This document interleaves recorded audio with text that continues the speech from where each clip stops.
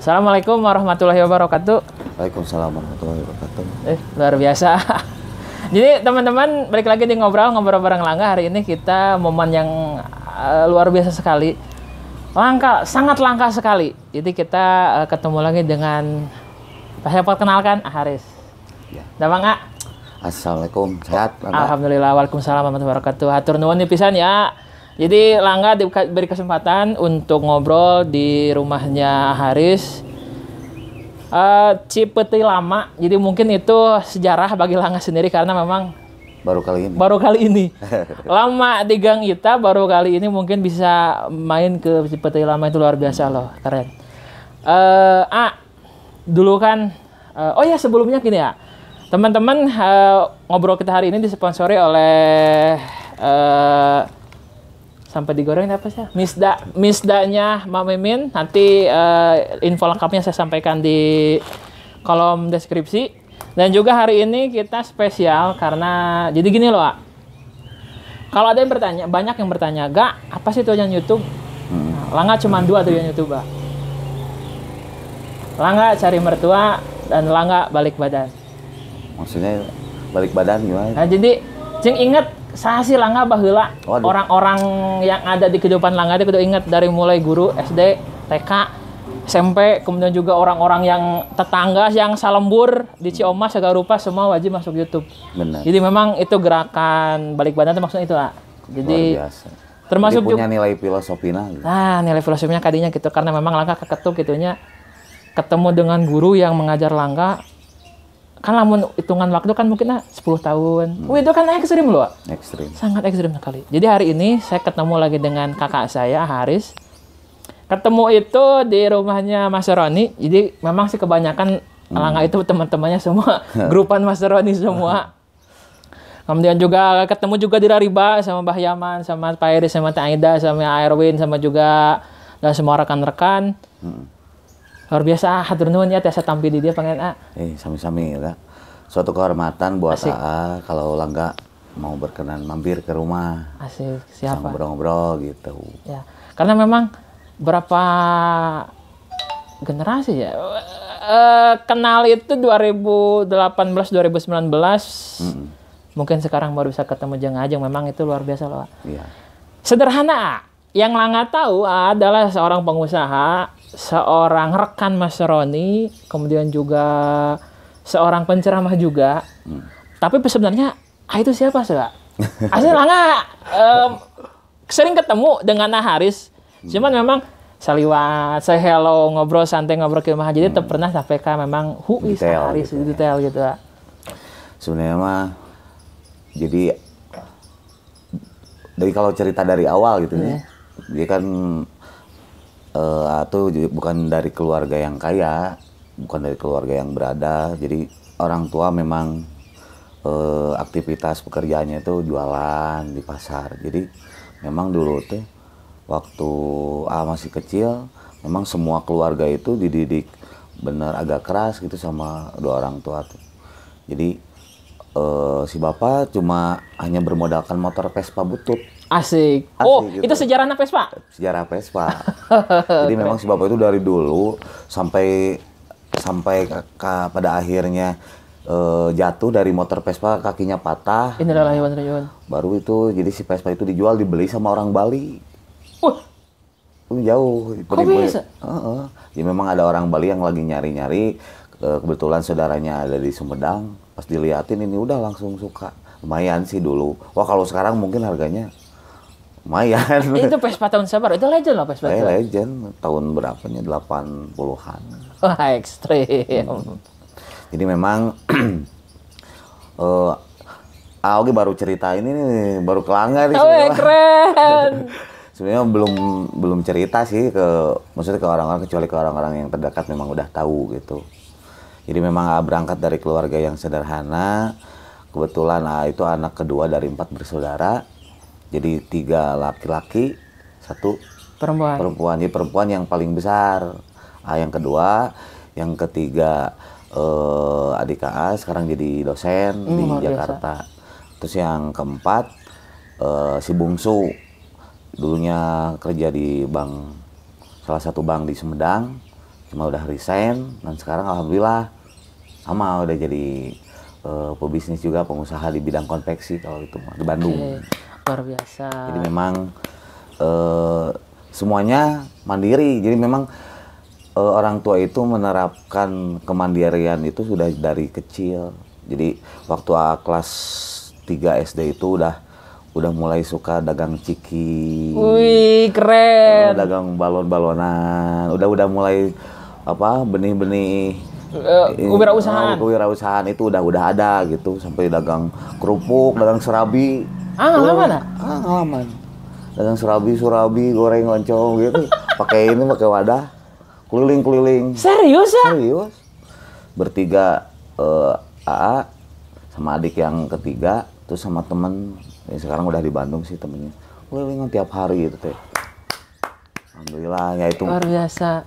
Cuma itu mah bukan orientasinya, bukan profitnya, maksudnya ada senang-senang aja gitu. Memang dari kecil itu udah kelihatan gitu sama orang tua juga, udah ini mah beda gitu kan, lebih ke jiwa wirausahanya memang udah ada. Nah singkat cerita, jadi orang tua itu kebetulan teh jadi ada di bangkrut lah ceritanya teh. Tahun 2000-an bangkrut. Ini tanah jual banyak ya yang dijual, termasuk TV. Dulu punya TV berwarna tapi jadi hitam putih. Benar itu. Agak pernah ngalamin hitam putih nggak? Enggak. Ini mau jadi hitam putih. Dulu saya nanya ke bapak saya tuh, "Mas, TV jadi nggak berwarna?" Kata bapak saya itu, "Oh ini model baru." Padahal itu memang dijual. Jadi wayahna pakai ini dulu gitu. Tapi orang tua saya nggak maksudnya nggak bilang nggak mampu atau gimana. Jadi seolah-olah jadi ngasih tahu ke kitanya itu diganti dengan yang lebih bagus. Padahal justru itu lebih jelek. Tapi karena kita nggak tahu gitu. Nah perjalannya waktu, jadi dari mulai kelas 1 SD sampai kelas 6 beres, terus oleh orang tua teh dimasukin, ngelanjutin ke sanawiyah, terus ngelanjutin lagi ke aliyah. Nah justru awal perjalanan hidup Ate sebenarnya dari sana. Jadi waktu itu ketika kelas 3 SMA kebetulan itu waktu dulu mah zaman nilai teh NEM gitunya. Kebetulan Ate masuk kategori kedua nilai terbesar di Kabupaten Sumedang. Yang satu itu kalau nggak salah dari SMA 1, kalau nggak salah yang kesatunya teh. Nah karena dulu guru-guru pada nelpon pada nanyain gitu, cuma memang ada masalah. Jadi ketika udah beres, ya alhamdulillah di sekolah udah punya prestasi juga. Kebetulan orang tua sakit parah, si bapak itu. Orang tua sakit parah, nggak bisa bangun 6 bulan. Jadi di kasur 6 bulan nggak bisa ngapa-ngapain. Sebut saja lumpuh gitu mungkin. Ya kayak gitulah, kaki jadi mengecil dulu teh. Aduh. Sampai ke akhirnya dulu teh waktu kelas 3 SMA kan mau pada nerusin nih kuliah. Teh udah keterima di UIN. Sebetulnya udah keterima di Bandung lewat jalur PMDK dulu. Cuma kuliahnya nggak diambil dengan alasan gitu teh ya. Guru-guru pada nanyain sampai akhirnya saya disuruh ke sekolah.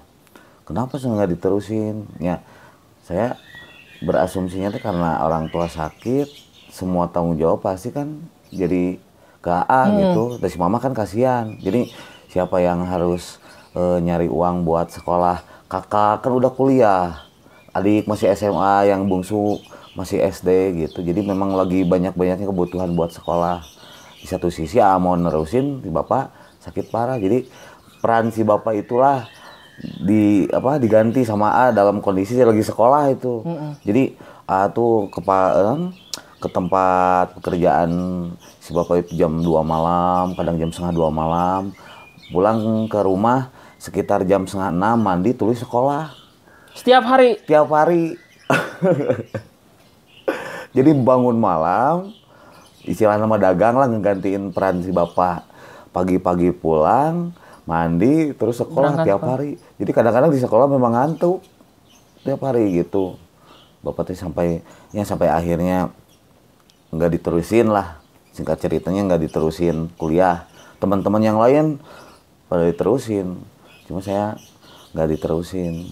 Dulu tuh memang di samping karena wajar gitunya ya perasaan sakit hati, bukan sakit hati ke orang tua atau yang lainnya, sakit hati karena saya mampu untuk bisa menerusin kuliah dengan prestasi, dengan kemampuan akademik gitunya istilah nama.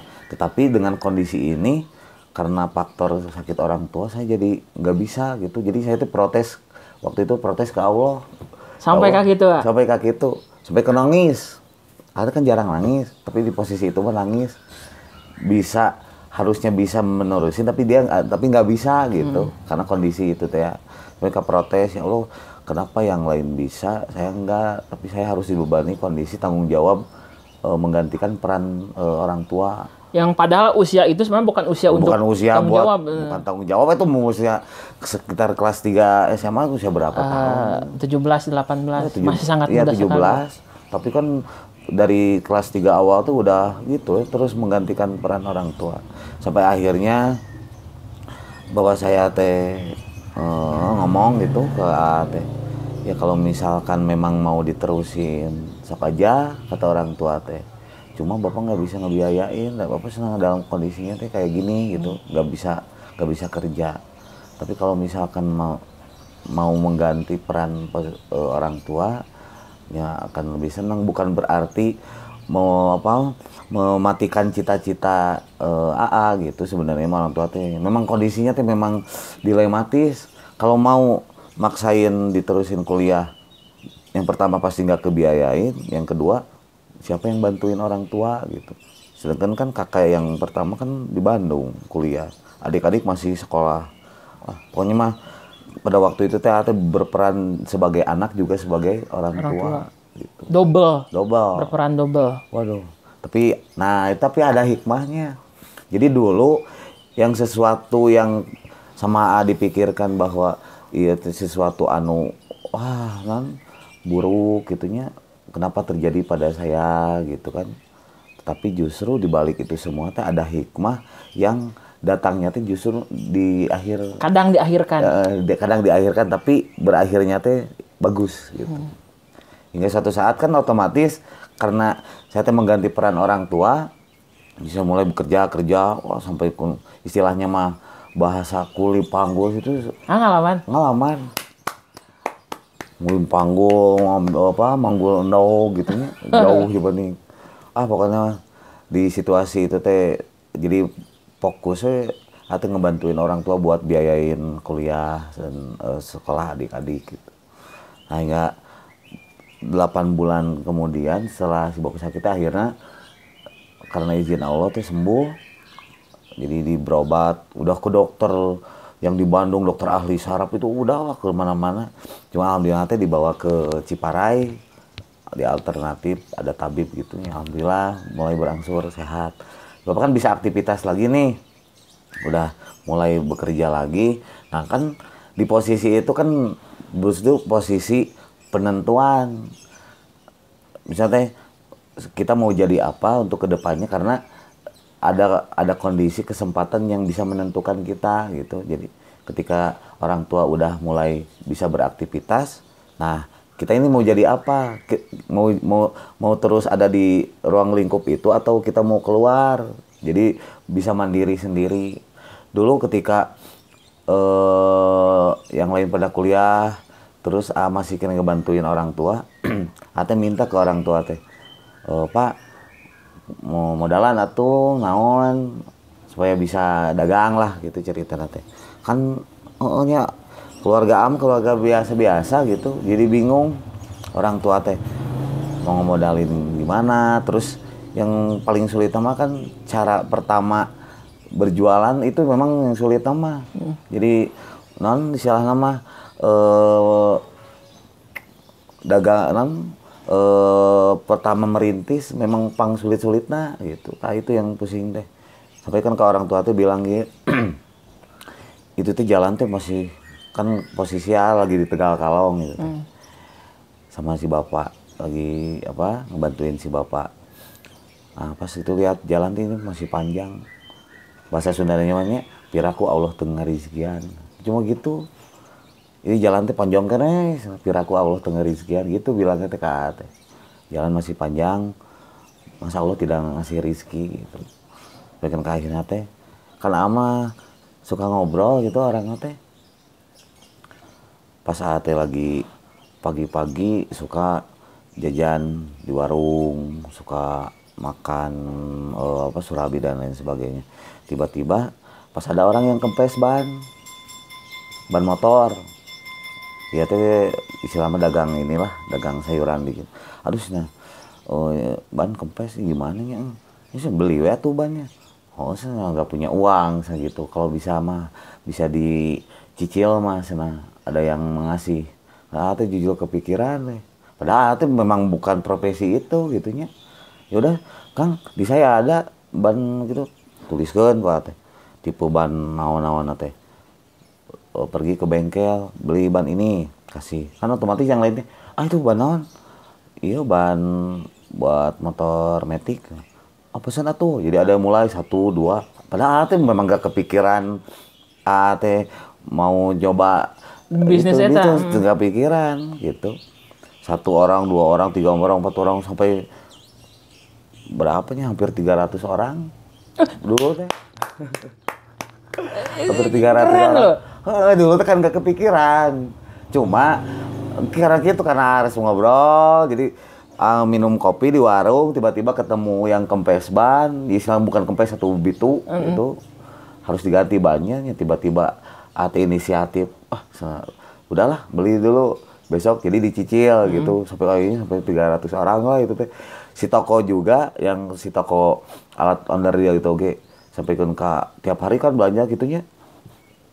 Katanya kan kehabisan modal nih. Dulu teh ngambil di BMT dulu ada waktu ada BMT cuma punya tabungan teh 1,5 juta dulu modal awal terus 1,5 juta.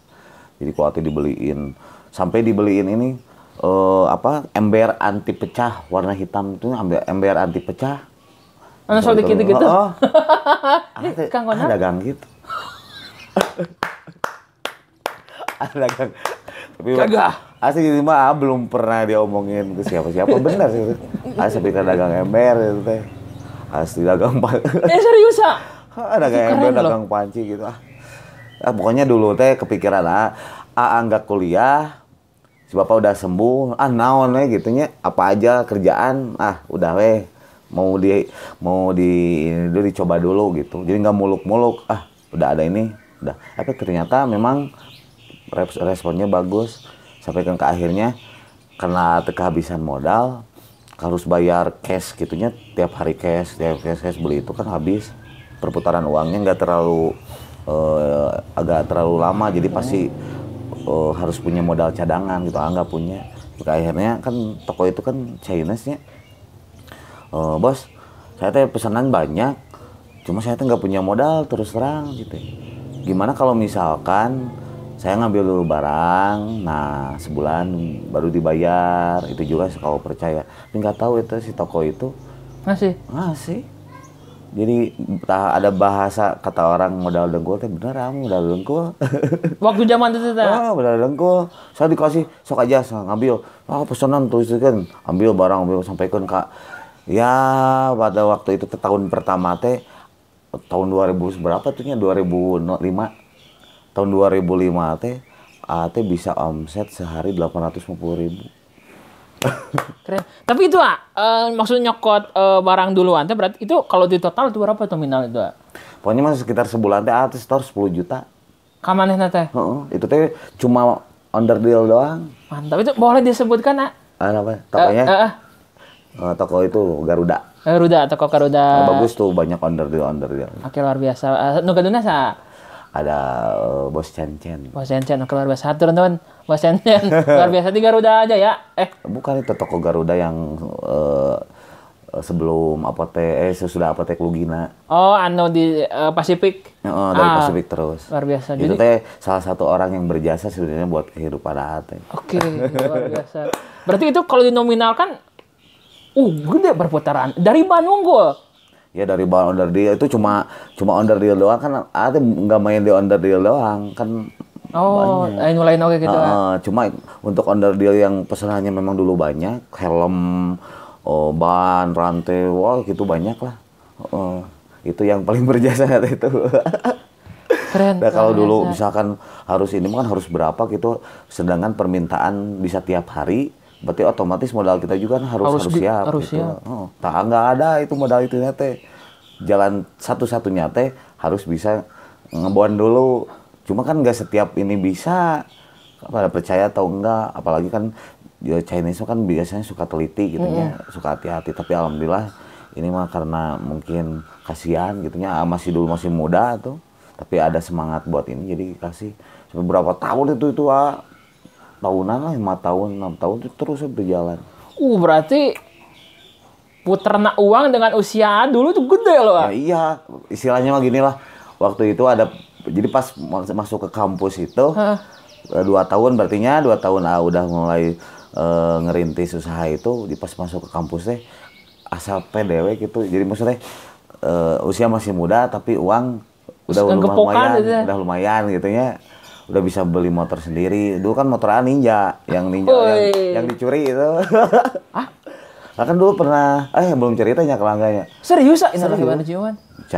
Dicuri. Itu teh Ate pengen motor si Ninja itu, Ninja RR itu kan dulu mah belum ada Ninja 4 tak. Ada Ninja RR. Pengen Ninja RR tapi kondisi cuma punya Vespa butut, bayangin. Dari dulu cita-cita dari SMA kelas 1 itu pengen motor Ninja RR. Cuma kayak kita itu ngimpi ngehayalnya jauh gitu nya. Cuma lihat kenyataan punya Vespa butut dan nggak mungkin. Tapi kan berlaku tadi ada yang hukum law of attraction itu kan. Jadi ketika kita memang kuat untuk keinginan mencapai tujuan, keinginan dan cita-cita kita, insya Allah pasti ada jalannya gitu. Dan sampai akhirnya cita-cita pengen motor itu kebeli, itu nggak dikasih orang tua, ini murni hasil ini sendiri lah. Hasil kerja keras sendiri gitu dulu teh. Itu cash beli cash. Berapa tahun itu dimiliki ya? Sekitar 11 bulan.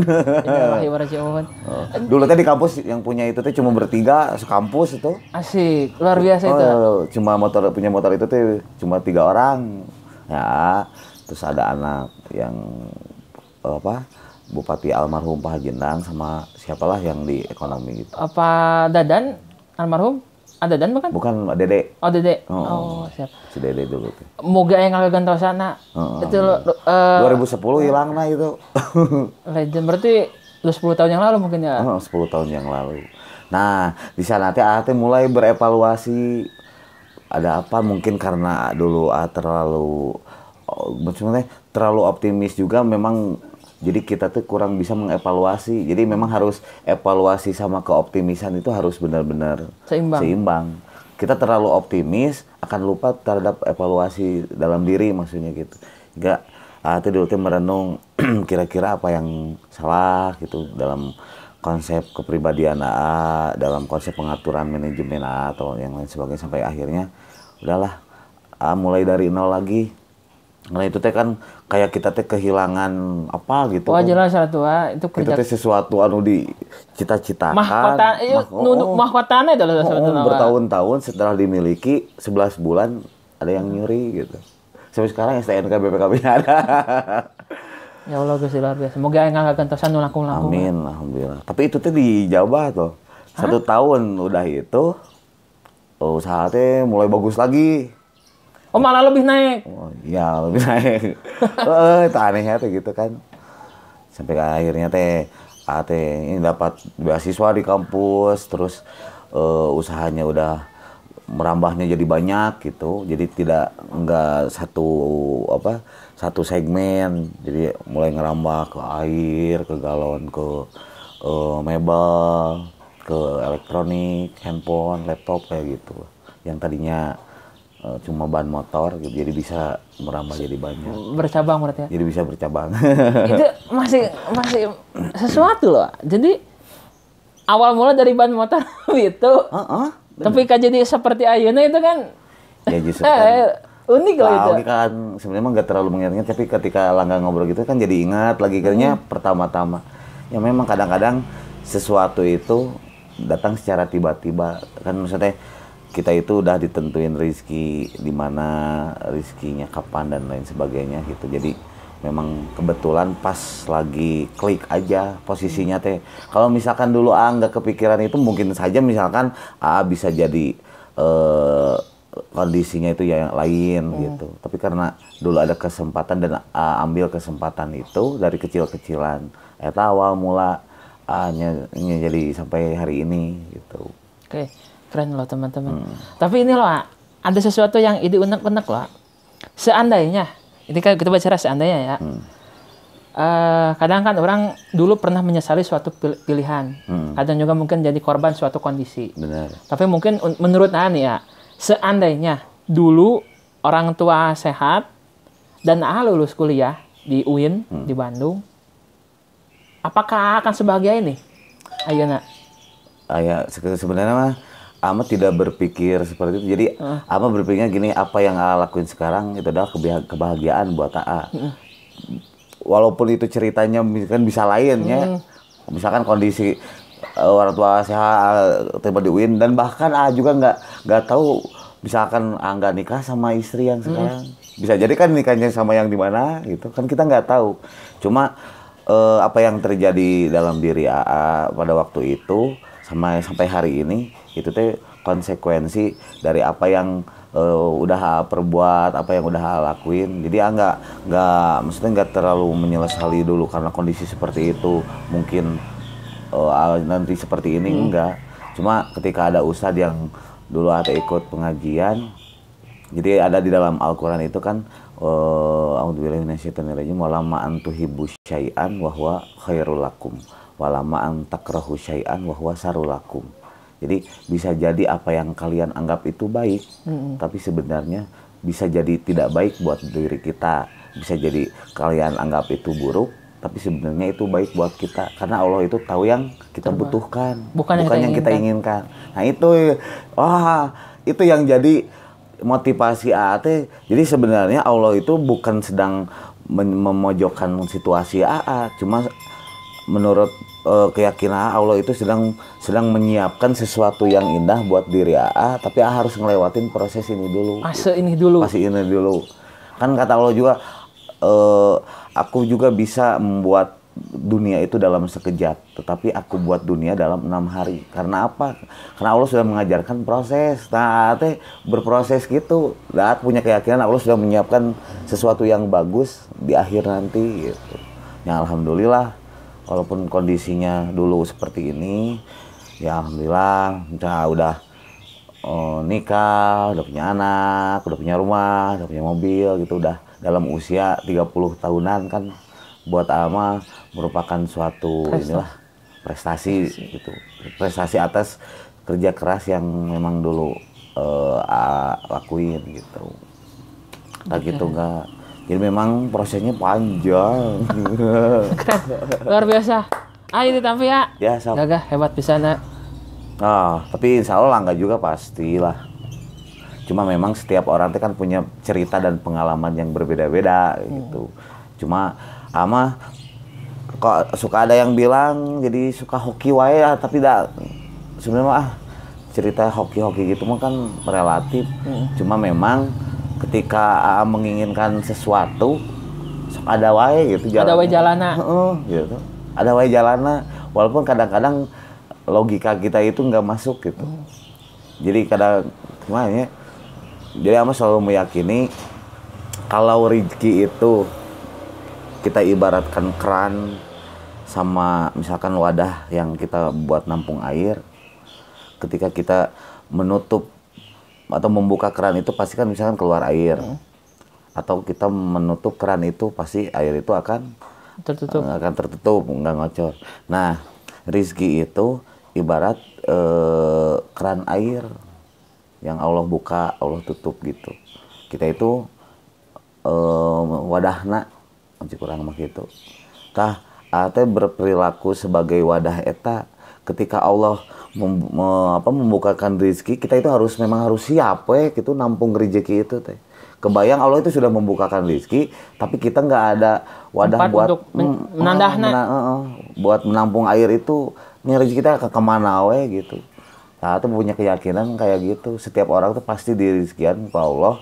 Cuma cara kita untuk menangkap atau menerima nadahan rezeki eta. Ya, aku suka punya prinsip gitu. Kalau misalkan sekarang ketipu atau sekarang ngerugi, ama tidak terlalu pusing menyesali. Justru kadang-kadang suka berpikirnya gini, oh berarti ada sesuatu yang memang harus lebih diingatkan. Nah, dari masalah sedekah misalkan atau dari masalah infak dan lain sebagainya. Oh, cara Allah tuh mengingatkan orang tuh kan beda-beda gitu. Harus dengan misalkan cara ketipu dulu atau rugi dulu dan lain sebagainya. Tapi ketika kita sadar karena kondisi itu, justru Allah tuh dipermudah di jalanan teh gitu. Karena aku pernah tuh hampir-hampiran dulu. Hampir-hampiran inilah ruginya puluhan juta. Waktu kumaha? Waktunya biasanya ada yang ketipu, ada yang lain. Itu kan resiko dalam usaha memang gitu. Kan untuk posisi A sebenarnya itu resikonya gede loh, Wak. Gede pisan itu. Sebenarnya gede pisan. Sebenarnya kan ini urusannya masalah kepercayaan sama secara pelayanan kita terhadap pelanggan sebenarnya. Kan ada kalau dihitung-hitung dari 2005 sekarang 2020. Berarti udah 15 tahun yang lalu. 15 tahun. Ekstrim loh, Wak. 15 tahun dengan jatuh bangun gitu kan ya. Ya alhamdulillah gitu. Untuk ukuran 15 tahun mah gitu. Keren loh, itu luar biasa sekali ya. Jadi memang kumanya teman-teman Aron ini salah Sunda dan lain semacamnya kan orang-orang spesial semua loh, Wak. Jadi kan memang Langga itu alhamdulillahnya sangat beruntung diberi kesempatan untuk kenal dengan orang-orang luar biasa. Amin. Dari Salman, dari mulai Aroni, kemudian juga Abah Yaman, kemudian juga Lariba, semua keluarga Lariba, keluarga Kes juga.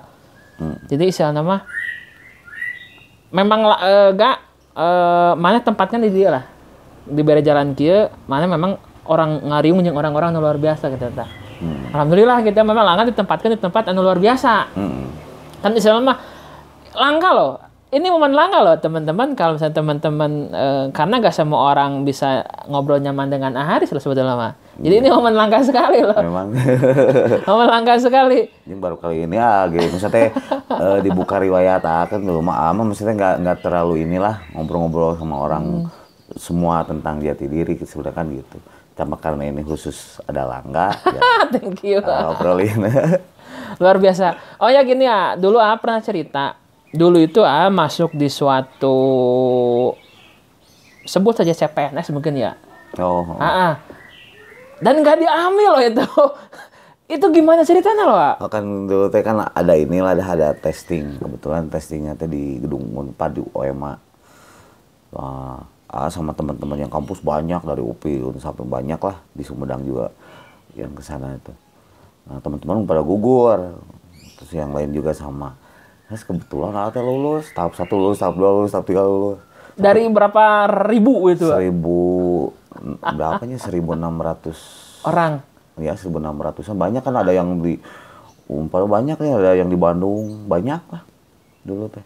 Nah, yang di Sumedang itu dulu teh orang apa itu tehnya? Pasanggerahan sama orang Jatinunggal. Tiga orang. Dari 1.600 orang. Dari 1.600 memang ada yang sebagian dari Bandung gitu. Cuma kalau yang di area di Sumedang itu kan hampir sekitar 650-an, 700-an kan dulu tuh yang ikutan juga sama banyak. Nah, ini 3 orang orang apa itunya Pasanggerahan, orang Jatinunggal, 3 orang. Itu masih ingat beda-beda kampus itu. Ya masih ingat-ingat. Jatinunggal lupa lagi namanya teh siapa. Cuma dia kita mau kenalan waktu di gedung itu. Kan orang mana? Orang Jatinunggal kuliahnya di Bandung gitu. Yang orang Pasanggerahan sama kuliahnya di Bandung. Jadi dulu teh yang kuliah di Unsur cuma ada doang. Luar biasa. dari banyak itu teh kan udah tinggal wawancara dulu teh tinggal nentuin udah dikasih tahu gajinya berapa, ininya berapa. Jadi dulu di BUMN. Kalau boleh lah, nggak tahu ya. Dulu fresh graduate lah, sebut saja fresh graduate. Itu nominalnya berapa di BUMN? Suatu BUMN di BUMN itu? Dulu teh dibilangin nanti sekitar 5.800.000 gitu. Sebut saja 6 juta. Tahun? Berapanya? 2005, 2006, 7? 2009-an. 2009 berarti kan kurang lebih kalau kita taksir sekarang mungkin 10 jutaan mungkin ya. Pada waktu itu 10 juta per bulan. Nah, kenapa nggak diambil? Kenapa nggak diambil? Artinya itu penempatannya itu di Riau. Luar biasa. Penempatannya di Riau. Karena memang memang udah jalannya, usaha udah jalan gitu, cuma mau nyoba gitu. Siapa tahu kan bisa dapat yang dekat, bisa ke daerah Bandung dan lain-lain. Tapi ini kan jauh. 3 bulan lagi mau nikah. Pada waktu itu. Berarti kalau nggak salah mah ada syarat 1 tahun jangan nikah dulu, kalau nggak salah dulu teh. Jadi bingung, yang pertama 1 tahun harus jangan nikah dulu. Terus posisi 3 bulan udah buat undangan, udah buat naon atuh. Bingung sih. Jam 12 malam nelpon ke orang tua teh. Wah, gimana ini teh? Aduh, jadi ya udah sok Bapak mah serahin keputusan ke kamu. Cuma Bapak mah ingetin, carilah keputusan yang paling benar-benar bijak gitu. Jadi maksudnya keputusan yang bisa mengakomodir, bukan keputusan pribadi tapi kada orang yang di sebelah yang mau nikah dengan Ali kan harus dikasih benar-benar keputusannya harus diambil benar-benar matang. Jam 12 malam udah lepas pulang. Enggak hari ini pamitan gitu. Karena ada situasi tertentu gitu atau omonginnya gitu. Padahal sayang, yang lain kan sampai kan ada yang udah diangkat. Jadi kan BUMN-nya masih kene. Iya kan. BUMN itu statusnya PNS bukan enggak? Ya BUMN. Oh ya beda ya. Yang sama. Jadi ada PNS, ada yang dia BUMN-nya gitu. Itu teh di bagian apanya? Kementerian Migas ada. Mantap. Dan itu semua sedikit bukan menjadi pilihan pada waktu itu. Iya. Dan memilih untuk menjadi yang sekarang. Berarti saya harus terima konsekuensi dan harus benar-benar bisa meyakini pilihan AA itu gitu. Jadi kalau misalkan AA sudah dihadapkan 2 pilihan, yang satu pilihan banyak orang yang ingin karena terjamin gitu, yang satu pilihan dengan kondisi yang kita nggak tahu, usaha fluktuatif, terus karena ada masalah mau nikah gitu. Yang ketika AA memilih ini, AA harus siap dengan konsekuensinya, berarti AA usahanya harus giat lagi dan harus meyakinkan kepada istri bahwa saya itu benar-benar gitu. Keren loh. Jadi gini loh, kan sebut saja mayoritas di kita mengukur bahwa menjadi seorang abdi negara atau ASN atau PNS itu kan cita-cita dan harapan, bahkan mungkin tujuan. Dan AA memilih untuk jadi yang sekarang gitu. AA pernah merasa aduh nah gitu atau AA pernah ada kepikiran seperti itu? Jadi memang AA memang passionnya bukan itu. Bukan gitu. di pegawai. Bukan di pegawai, ama passionnya teh memang passion lapangan, jadi passion kan gini lah bahasa kasar tuh nggak terlalu seneng kalau ditunjuk sama orang gitu ya. Tuh punya keinginan kalau suatu saat nanti itu bisa mengakomodir orang-orang, bisa mempekerjakan orang-orang. Jadi mah senangnya itu mengatur, mengkoordinir gitu. Agak kurang senang kalau diatur-atur gitu. Jadi dengan segala aturan yang kaku gitu kan. Kalau buat pengusaha mah kan fleksibel gitu kan. Kalau di kondisi perkantoran gitu mah kan kaku. Ada aturan, ada SOP gitu. Ada SOP lah gitu. Ada SOP. Nah, jadi ama bukan passionnya teh bukan di sana gitu. Tapi ama passionnya teh memang di dunia usaha gitu. Insya Allah Langga juga nanti kan bisa jadi pengusaha, motivator. Luar biasa. Karena memang itu langka loh. Jadi orang yang berpikir, orang mah tidak tergoyahkan dengan nominal angka sekian gitu ta. Itu luar biasa sekali loh. Jadi memang langka loh itu tuh ya, mahal. Oh, kalau mikirnya juga lumayan agak lama gitu. Aduh. Tapi ya? tapi ini loh, Langga kan belum pernah tadi sih teteh sih ya. Oh iya. Oh ya, Langga kan selama ini belum pernah ketemu istri ya. Belum pernah ngobrol juga yang tak apa gitu dah.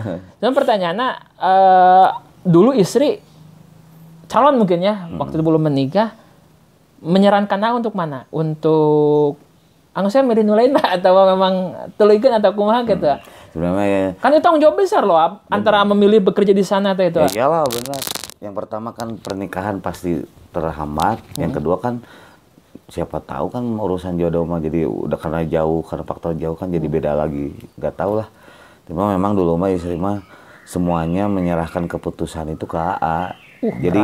Jadi memang apapun keputusan AA, jadi istri ama yang menerima dengan konsekuensi yang nanti akan datang di kemudian hari itu kan nggak tahu, tapi ya insya Allah merenan karena dengan segala pertimbangan dia menerima istri ate gitu. Walaupun memang dulu sama istri ate prosesnya juga kan nggak terlalu lama sebenarnya mah. Jadi kalau ini buka-bukaan sama Langga luar biasa. Kan dulu mah ama lamanya sama orang. Yang lain? Ya iya. Okay. Tahun-tahun. Mulai walaupun itu juga dalam kondisinya teh memang disebutnya teh nanti bahasa dulu. Putus. Bukan yang jauh teh. LDR. Asik. Distant relationship. Long distance relationship. Itu bahasa baru dak. Tapi kan dekat-dekat sama istri ini. Tapi justru kayak gitu lah jodoh teh lah. Jadi sama istri nggak terlalu lama, tapi Allah berani memutuskan untuk menikah gitu, langsung ke rumahnya teh udah. Nah, gitu jadi keputusan dulu adalah keputusan yang akan kita rasakan kemudian. Jadi apa yang kita putuskan hari ini akan kita rasakan nanti gitu sebenarnya teh.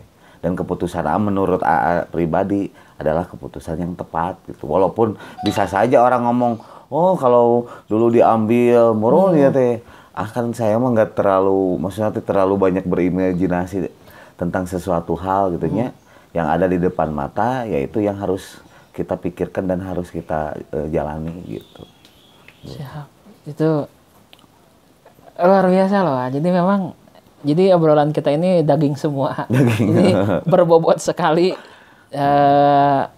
Banyak inspirasi yang bisa Langga ambil. Jadi memang suatu gambaran di masa depan bahwa maneh boga lanceuk memang pernah ngalaman kondisi kieu cokotan. Positifna kabeh cokotan. Jadikan eta bahan maneh kerja di jelema nu luar biasa deui. Itu luar biasa sekali itu, ya.